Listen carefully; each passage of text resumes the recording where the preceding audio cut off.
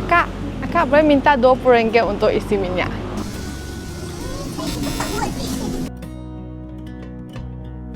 Abang, boleh minta RM20 untuk isi minyak. Oh, tak ada cash. Sekejap lagi baru keluar cash. Boleh? Sekejap. Boleh. Sekejap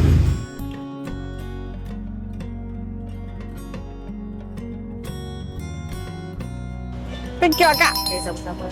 Actually, kita sedang buat social experiment. Sebab Kak yang first sudi untuk pinjam saya wang, saya ada satu hadiah nak bagi Akak.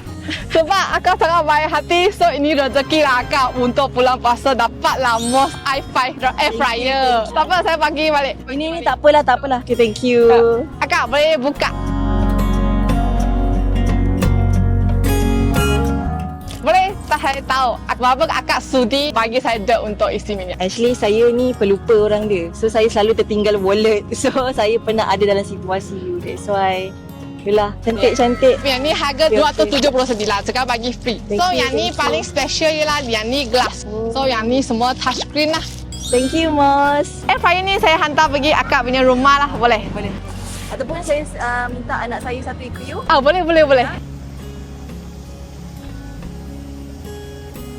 Ada apa-apa tertinggal? Tak ada. Okay, thank you. Thank you. Thank you. Okay, bye-bye. Bye.